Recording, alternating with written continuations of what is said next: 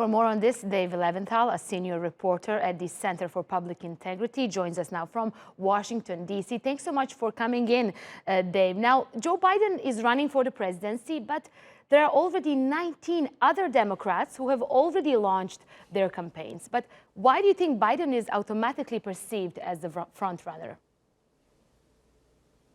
Joe Biden is the front runner, or one of the front runners, because Joe Biden has something that many of the other candidates don't have, and that is instant name recognition. He has been a political commodity for decades in the United States, and also, too, he was vice president of the United States for 8 years. So there are very few people in the United States who don't know Joe Biden, where for many of the other Democratic candidates, they're struggling just to get their name recognition in the 20, 30, 40 percentage point range, where Joe Biden has effectively almost 100%. But Dave, we do have also Bernie Sanders in the race. He is also well known. Is it possible that we see a tight race between Joe Biden and him?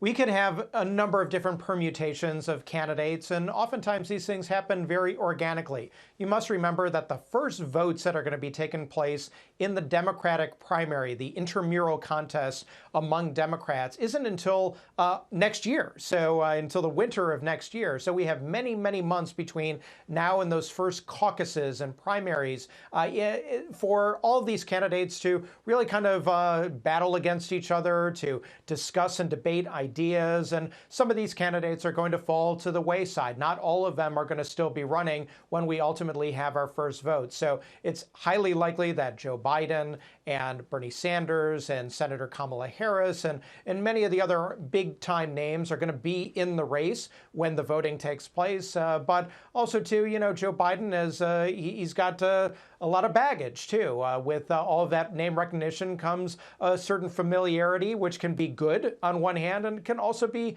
bad, too, for people who feel like the Democrats right now need a new type of candidate, a new type of voice, and also to a younger voice, perhaps, to represent them against Donald Trump.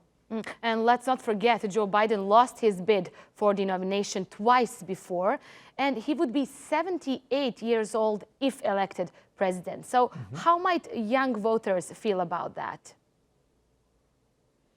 It's going to be a concern and something that gets talked about. Now, Joe Biden, he has great vitality. He's somebody who is not afraid to get out there and to be incredibly active. He has been incredibly active even during the interlude between him being vice president of the United States and running for president here right now. And the same could be said to a strong degree for Bernie Sanders. But you have a number of candidates here who are in their 30s, who are in their 40s, who are effectively, saying, or other people are saying about them, that it's their time right now. Somebody like Pete Buttigieg, who is not a household name, but has really made some major advances in the polls, is a candidate who is a millennial, where Joe Biden was born before effectively World War II was beginning in earnest. Okay, unfortunately, we have to leave it there. Dave Levinthal, senior reporter at the Center for Public Integrity. Thanks so much for joining us here at TRT World.